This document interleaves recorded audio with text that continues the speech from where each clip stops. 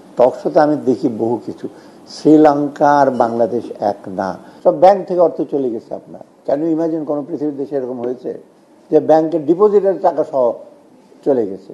এটা ডাইরেক্টরদের টাকা নিয়ে যায়, টাকাই তো নাই ওদের। তো এই টাকাগুলো আমরা দিচ্ছি, বাজে দিচ্ছি। এখন আবার সেন্ট্রাল ব্যাংকের সাথে কথা বলেছি যে কীভাবে স্পেশাল ফান্ড করে সিএসএমই-কে দেওয়া যায়, অন্যদের দেওয়া যায়। সাথে সাথে আমরা চেষ্টা করছি যে অন্যভাবে কীভাবে রিলিজ করা যায়। এই কন্ট্রি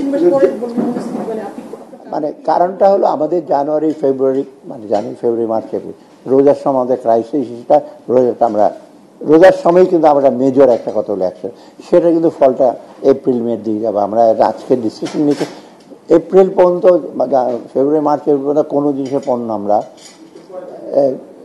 এসে দেবো না। এই জন্য তো আজকে চাল, ডাল, সার এবং অত্যাবশ্যক কতগুলো জিনিসপত্র আমরা বলে দিতেছি, এবং ডেইলি কিন্তু দেওয়া হচ্ছে।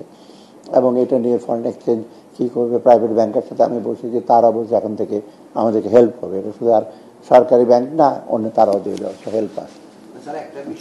অতএব এই যে আপনি বলছেন যে এপ্রিলে আমরা দেখবো যে জানুয়ারি ফেব্রুয়ারি মার্চ এপ্রিলে এটা দিয়ে যেগুলো অ্যাকশনটা নেব, তখন আপনার কিছুটা হয়তো ইম্প্যাক্টটা আসবে। সেটা সেন্ট্রাল ব্যাংকের থেকেও একটা ইস্যু আসছে যে আমরা হয়তো কিছুটা আমরা মডারেটিং, আমরা জুন মাসে গেলে হয়তো আমরা আইডিয়াল সিচুয়েশন যদি 6-7-22 যেতে পারি, এটা বেটার হয় আমাদের জন্য। অনেকে আমরা শ্রীলঙ্কার সাথে তুলনা করেন। টকশোতে আমি দেখি বহু কিছু, শ্রীলঙ্কা আর বাংলাদেশ এক না। শ্রীলঙ্কার economic disaster was not that big. ওটা মেইন জিনিস। বাংলাদেশের অবস্থাতে শ্রীলঙ্কা আর খুঁজেই পেতেন না, আইল্যান্ডে থাকবে। যখন আমরা ইনহেরিট করেছি না, এখন যে ব্যাংকিং অবস্থা, যে অবস্থায় কী করে এখন মাত্র 12টা ব্যাংক ফাংশনালি ইফেক্টিভ, আর বাকিগুলো ব্যাংকে যে 60টা ব্যাংকের মধ্যে বাকিগুলো তো খুঁড়ি করে, এটা কোনো দেশে হয়েছে কোনোটা? 1/3 ব্যাংক কাজ করে না, এবং 1/3 ব্যাংকের লোকজনের এসে যাও। শ্রীলঙ্কাটা এ লিটল বিট ইজিয়ার।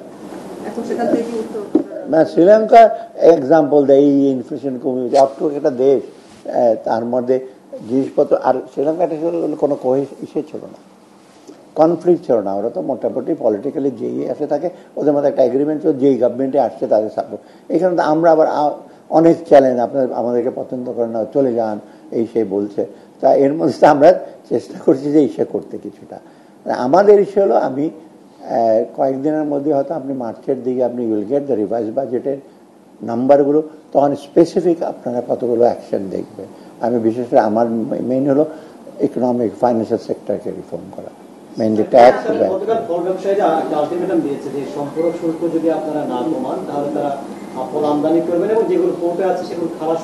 সেটা ওদের ব্যাপার, এটা এখন আমি এই ব্যাপারে আমার কোনো আর অ্যাকশন নেই।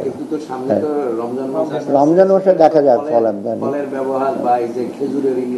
খেজুর তো আমরা আমদানি করছি, খেজুর তো আমরা দিয়ে দিচ্ছি। তো হ্যাঁ, খেজুর অলরেডি বহু আগে ইসে করে দেওয়া হচ্ছে, শুল্ক জিরো করছে, পারমিশন দেওয়া হচ্ছে। আমিও জানি তাদের একের পার্সপেক্টিভে বলবে, এবং যারা লস করেছে তাদের প্রতি সিম্প্যাথি ডেফিনেটলি।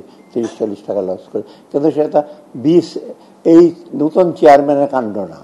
ওই যে আগে যাদেরকে দেখেছেন, যেসব চেয়ারম্যান যারা যেভাবে টাকা নিয়েছে, সুকুক ব্যান্ডের ইসেতে 3000 কোটি টাকা নিয়ে চলে গেছে। তো এইগুলো করলে তো ওরা তো অনেকে মিউচুয়াল ফান্ডেও ইস্যু করে। এখন আপনি কি মনে করেন আগে সরকার এখন ওখান থেকে ওদেরকে সবাই ভোট ইস্যু দেয়? আমরা চেষ্টা করবো। অতএব তারা যার দিকে দেখবে এবং তাদের স্বার্থ যেখানে ইস্যুতে ডেফিনেটলি তারা বলবে। না আর শেষ